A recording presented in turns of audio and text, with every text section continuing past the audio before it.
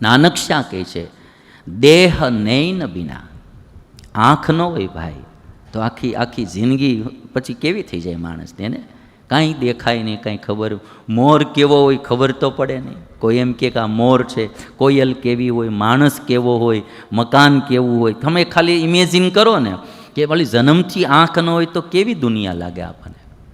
કઈ રીતે માણસને ભાઈ કોમ્પ્યુટર કેવું હોય, માણસ કેવો હોય, પશુ કેવું હોય, ઘઉંની ડુંડી કેવી, એ ન ખબર પડે ને. કોઈ ચીજની ખબર ન પડે. હવે જન્મથી આંખ ન હોય તો કેવું લાગે? એમ ભગવાનના સ્મરણ વિનાનું જીવન એવું છે. એટલે કે દેહ નૈન બિના રૈન ચંદ બિના, રાત્રિ ચાંદા વિનાની રાત્રિ, અને બિના મંદિર દીપ બિના, મંદિરમાં દીવો ન હોય તો એ મંદિર ઝાંખું લાગે. જૈસે પંડિત વેદ વિહીના, પંડિત હોય અને વેદાભ્યાસ ન કર્યો હોય એ કેવો લાગે? એવું માનવ જીવન હરિસ્મરણ વિનાનું છે. માટે મારે ને તમારે બધાએ થોડું હરિસ્મરણ આપણા જીવનમાં વધારવું. કૃષ્ણ ભગવાન કહે છે, કોઈ પણ મને ભાવથી જે કંઈ અર્પણ કરે એને હું ભક્તિ દ્વારા સ્વીકારું છું.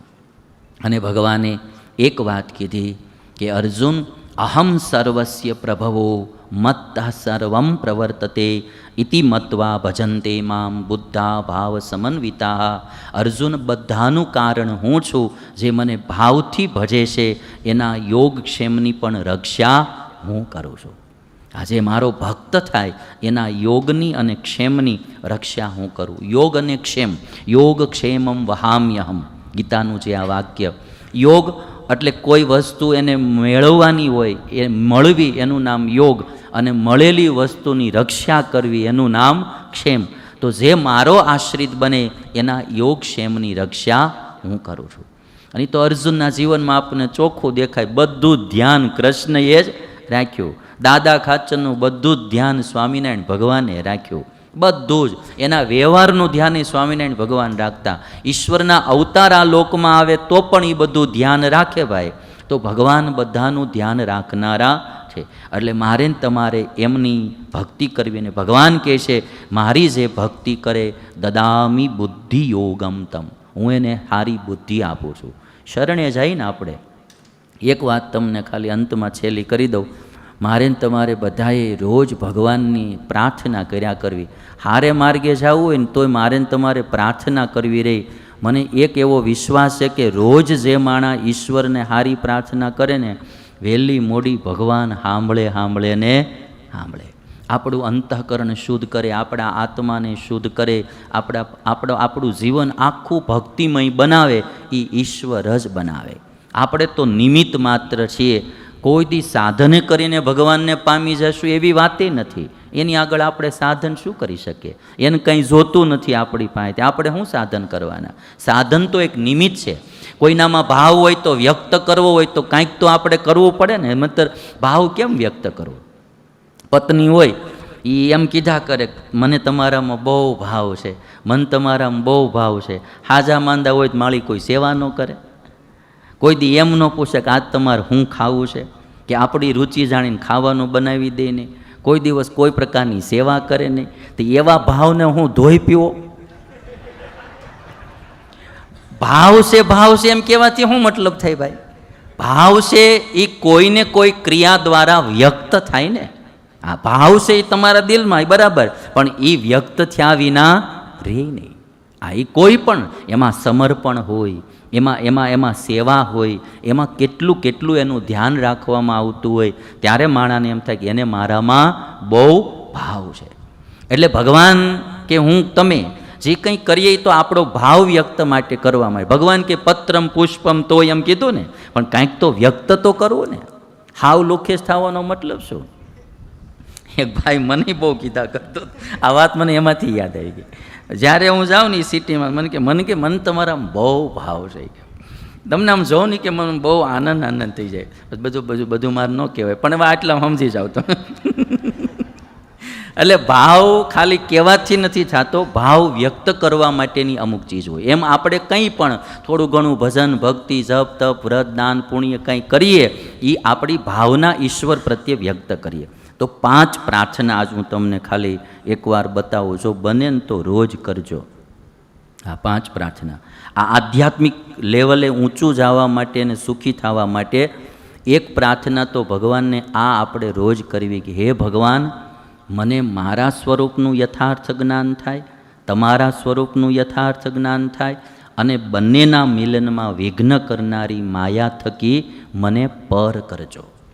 મારા સ્વરૂપનું એટલે આત્મ સ્વરૂપનું મને યથાર્થ જ્ઞાન થાય. જેમ આત્મ સ્વરૂપ છે એમ મને એનું જ્ઞાન થાય. અને તમારા સ્વરૂપનું એટલે ઈશ્વરનું, પરમાત્માના સ્વરૂપનું, તમારું સ્વરૂપ જેવું હોય એવું મને તમે જ્ઞાન કરાવજો. આમાં મારું ને તમારું પ્રાર્થના કરવા સિવાય બીજો કોઈ માર્ગ છે જ નહીં. આપણી કોઈ શક્તિ છે નહીં. એટલે રોજ એને પ્રાર્થના કરીએ. હું આ કથા કરું ને એટલે જો હું આમાં તમને આ તો બધી દિલથી વાત કરું, એક કે હું બહુ વિચાર કરું કે આપણાથી કોઈ વાતનું ખોટું પ્રતિપાદન થવું જોઈએ નહીં. હજારો માણસ આપણામાં વિશ્વાસ રાખતા હોય એટલે હું ઈશ્વરને એ જ પ્રાર્થના કરું કે અમુક શાસ્ત્રની વાત હોય હું શાસ્ત્રની રીતે કહું. જે મને પ્રત્યક્ષ ન અનુભવાણી હોય તો હું કહું ભાઈ શાસ્ત્રમાં આ વાત લખી છે, ગીતામાં આમ લખ્યું, વચનામૃતમાં આમ લખ્યું છે. એટલે અમુક ચીજો કેવી છે કે આ કોઈ પણ વાત હોય એ યથાર્થ એટલે જેવો અર્થ છે એમ જ સમજાય એને કહેવાય યથાર્થ. જેવું પદાર્થ છે એમ જ સમજાય. ભાઈ આ આઈપેડ છે તો હું એમ કહું કે ભાઈ આ આઈપેડ છે તો એ મને યથાર્થ જ્ઞાન કહેવાય. કે ભાઈ આ માઇક્રોફોન છે તો એને યથાર્થ જ્ઞાન કે ભાઈ આ માઇક્રોફોન છે. વિપરીત જ્ઞાન ન થવું જોઈએ. એટલે આ બે સ્વરૂપ, આત્મ સ્વરૂપ અને પરમાત્મા સ્વરૂપ, એ બહુ ગહન તત્વ છે. અણોરણિયાન મહતો મહિયાન, સૂક્ષ્મમાં સૂક્ષ્મ છે. કાંઈક તત્વ તો આત્મ તત્વ છે જ આ શરીરમાં. ડૉક્ટરો આખું શરીર વીખી નાખે તો હાથમાં આવતું નથી. અને માળું કાંઈક છે કે જાય એટલે હાવ શૂન્ય થઈ જાય છે. સંભળાતું બંધ થઈ જાય, દેખાતું બંધ થઈ જાય, બોલાતું બંધ થઈ જાય, બધું બંધ થાય. એટલે કંઈક તત્વ જે આમાં છે એને આત્મ તત્વ કહીએ છીએ. અને આ આખી સૃષ્ટિ જે આખી ચાલે છે એનું કોઈ સંચાલન કરનારું તત્વ છે એ પરમાત્મા તત્વ છે. એનું યથાર્થ જ્ઞાન થાય એને જ પ્રાર્થના કરવી કે તમે મને આ બે જ્ઞાન કરાવજો. અને આપણા બેયના મિલનમાં વિઘ્ન કરનારી જે માયા એનાથી મને પર કરજો. એક પ્રાર્થના આ મને યાદ એટલા માટે આવી ગઈ. હમણાં 2 દિવસ પહેલાં રાજકોટથી એક યુવાન આવ્યો હતો કે અમારે ત્યાં અખંડ રામધૂન હાલે છે. એક દાદા રોજ કે રામધૂન કરતા હોય. મેં કે એના 5 પ્રાર્થના કે દેખાડી. દાદા આ 5 પ્રાર્થના જુઓ કેવી લાગે તમને. દાદા કે આ 5 બારી છઠ્ઠી કોઈ પ્રાર્થના છે જ નહીં કે એમ. દાદા એવા રાજી થઈ ગયા કે. અને બહુ મેં મારા જીવનમાં જે કંઈ મને લાગી જરૂરી એવી આ પ્રાર્થના ગોતી છે. એટલે તમે બધાય બી ક્યારેક ક્યારેક ભગવાનના મંદિરે ગયા હો, ઘરેના મંદિરમાં પૂજામાં કામ તમને એમ લાગે કે હું ભગવાન મારા ઉપર રાજી છે, તેથી ભગવાનની આગળ આ પ્રાર્થના કરવી. બીજી પ્રાર્થના કે હે ભગવાન, મારા દોષ, સ્વભાવ, વાસના, અજ્ઞાન ટાળી મને શુદ્ધ કરજો. કારણ કે આપણા ઝાઝા દુઃખનું કારણ આપણા દોષ, સ્વભાવ, વાસનાને અજ્ઞાન છે. એ બધું ટળી જાય એટલે આપણે બધા બહુ સુખી થઈ જાય. કામ, ક્રોધ, લોભ, માન, ઈર્ષ્યા, રાગ, દ્વેષ આ બધા દોષોનો સંગ્રહ એ આપણને વધારે દુઃખી કરતો હોય. એટલે એક પ્રાર્થના ભગવાનને આ કરવી આપણે. ત્રીજી પ્રાર્થના, હે ભગવાન, મને ભક્તિ, વિરક્તિ અને સદ્ગુણોથી ભરી દેજો. હા, ઓલું કચરું બધું કાઢવાની બીજી પ્રાર્થના કરી કે સફાઈ કરી નાખજો પહેલાં. હા, બરાબર. અને પછી આ બીજી પ્રાર્થના એ છે કે હવે થોડોક શણગાર કરી દેજો, સજાવટ. આરસીસીનું મકાન થઈ જાય પછી પાછું સજાવટ કેટલી કરવાની હોય. આ ત્રીજી પ્રાર્થના. મારામાં ભક્તિ આવે, જગતમાં વિરક્તિ આવે અને દરેક પ્રકારના દયા, ક્ષમા, તિતિક્ષા આદિ સદ્ગુણો આવે, એનાથી મારા આત્માને ભરી દેજો. અને ચોથી પ્રાર્થના કે હે ભગવાન, આજે આગળની 3 પ્રાર્થના સિદ્ધ કરવી હોય ને તો આ ચોથી પ્રાર્થના બહુ જરૂરી છે કે તમે ને તમારા સંતો ભક્તો રાજી થાવ તેવી જ ક્રિયા મારામાં રહીને કરાવજો. નાની મોટી એવી ક્રિયા આપણા દ્વારા ભગવાન કરાવે જેનાથી ભગવાન રાજી થાય, સંતો રાજી થાય, ભક્તો રાજી થાય તો ઓટોમેટિક આગળની 3 પ્રાર્થનાઓ આપણામાં સિદ્ધ થાય. એટલા માટે આ ચોથી પ્રાર્થના. અને 5મી પ્રાર્થના એ એવી પ્રાર્થના છે કે હે ભગવાન, મારાથી કોઈનો દ્રોહ કે અપરાધ ન થાય. આ ધંધો નફામાં ન જાય, કાંઈને નુકસાન ન થવું જોઈએ. હા, એવી રીતે કોઈનો દ્રોહ કે અપરાધ ન થાય. મને કોઈનો અભાવ ગુણ ન આવે અને મારાથી કોઈની નિંદા ટીકા ન થાય એવી દયા કરજો. આ પ્રાર્થના રોજ ભગવાનને કરવી. આ બહુ નુકસાનીનું કામ છે આ બધું.